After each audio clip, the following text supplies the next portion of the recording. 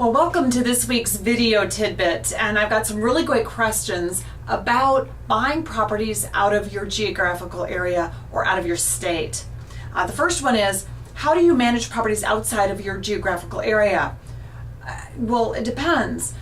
Are you going to hold that property? If so, you probably want to get a property manager. Unfortunately, property managers are a little bit difficult to find. Good property managers can be a little bit difficult to find. There's some really good things that you can do to check out a good property manager. Get some good references, people that have been with them a long time. Find out if they pay consistently, if they communicate effectively, if they tell you what's going on with the property, if they feel that if the clients feel they're being overbilled. Ask how they bill for a repair. Do they bump it up? Do they give you straight out cost? How do they do that? So you may need a property manager. In my area, Michigan, I have a really great property manager here in Michigan and Mississippi, so I know that she's trustworthy and really good. But if I were to go to California, for instance, I would have to do some research to find a good property manager there. How do you buy properties outside of your state? Well, it just depends on if you're going to do a cooperative option. All of that can be done on the internet. You can just send all of the contracts to the seller right through the internet, get them to sign it, and send those back to you. Then you can advertise for a buyer on the internet. The problem is when you want to go show the buyer a property, how are you going to do that? Either you've got to pay someone there locally to show the property, or you've got to get the seller to show it to your prospective buyer.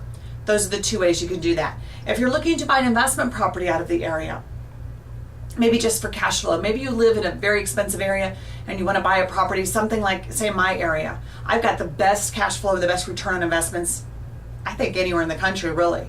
Because I've got really great rents compared to the property cost here in a couple of niches in my area because they've gone down so much in value. If you are interested in those, you can go to my website, for Michigan, selectrealty.com, and you can check that out, or go to my website, wendypatton.com, and go to Deal of the Week and see what I've got there for you. But those are very good deals, and those are run by a really, really, really good property manager.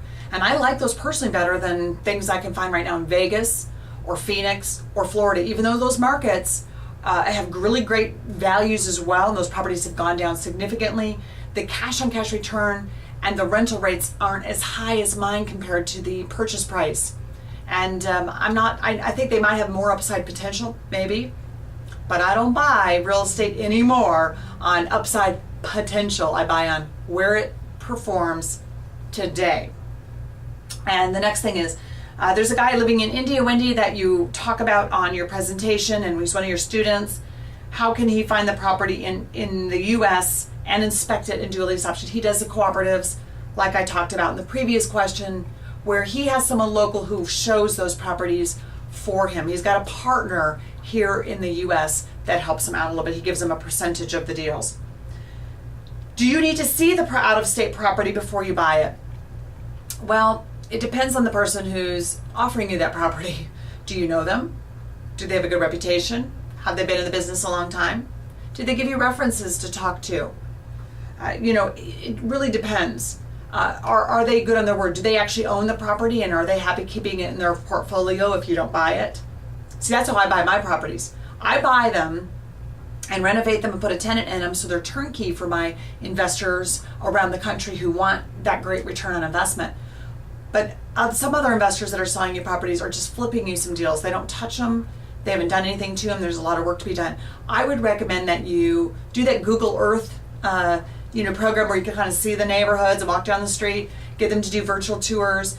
If you can fly there, there's nothing better than seeing your own personal investment. If you're going to spend 20, 30, 40, 50, 100, 200 grand on an investment, isn't it worth a $200 flight or $300 flight to get there and view it and make sure it's what you think it is? Hope that helps you on out-of-state investments, and we will talk to you next week on the Video Tidbit next week.